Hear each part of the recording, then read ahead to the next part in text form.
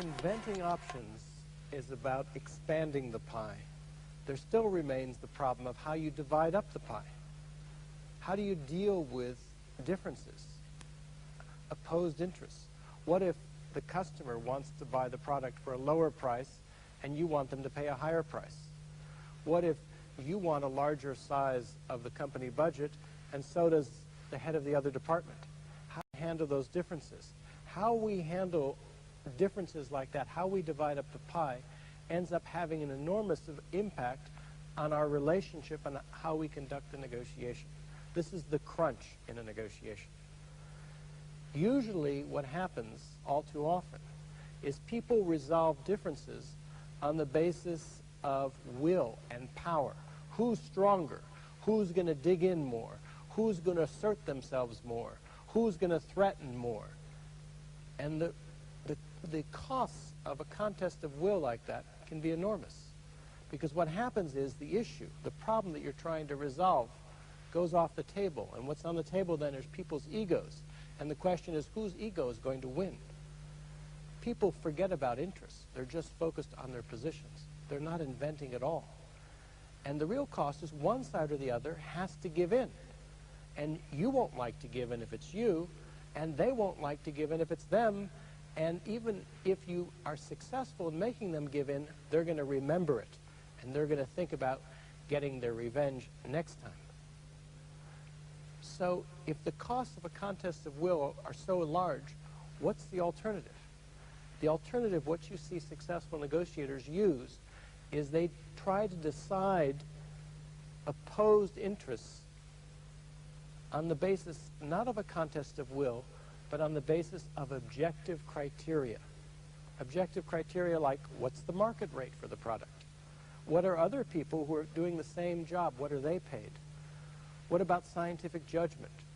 What about reciprocity or equal treatment?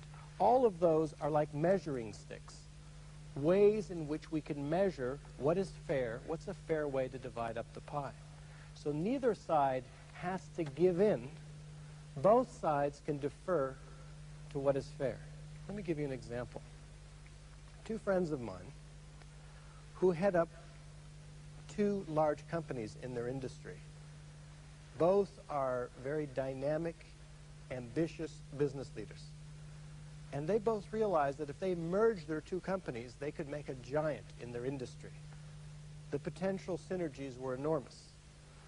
But such mergers often run into the problems of personalities, egos, both individual and organizational. And in this case, the question was, which leader was going to run the new combined company? Who was going to be the CEO? And where was the company headquarters going to be located? Was it going to be located on the west coast of the United States, where one company was, or was it going to be located on the east coast? Now, these kinds of issues often break up mergers. And if the two leaders had decided to settle this on the basis of a contest of will, where each side threatened to pull out of the deal, there probably would have been no merger. And even if there had been an agreement, what kind of way is that to begin a corporate marriage? Instead, what these two business leaders did was they decided to resolve these issues on the basis of objective standards, on the basis of what was fair. So they looked at the question of who should be CEO. They looked at the qualifications of each. Both were equally qualified.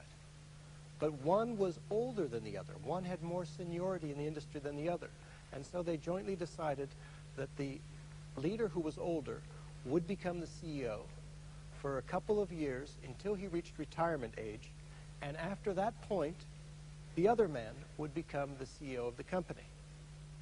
The question of the company headquarters, they decided both headquarters were very beautiful and could well have suited the purpose.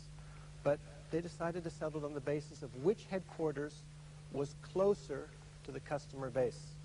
In this case, the number one customer of both companies, they were aerospace companies, was the U.S. federal government. So they decided that the company that was close to Washington, D.C. on the East Coast, that's where the headquarters ought to be. Well, the merger went through, and it became a spectacularly successful merger, thanks in no small part to the fairness with which the negotiation was conducted. So with objective criteria, neither side has to give in. Both sides defer to what's fair. It's much easier for the other side to defer to an objective criterion like market rate than it is for them to give into your position. And think about what they have to say when they go back to their people, to their boss, to their peers, and they have to explain why they decided to accept your proposal. It's much easier if they have some persuasive objective criteria to point to, like that's the way we did it before, that's the way others are doing it the same way, than it is for them to say, well, that's the most that they would give. Objective criteria not only build a better relationship, but they provide a better outcome.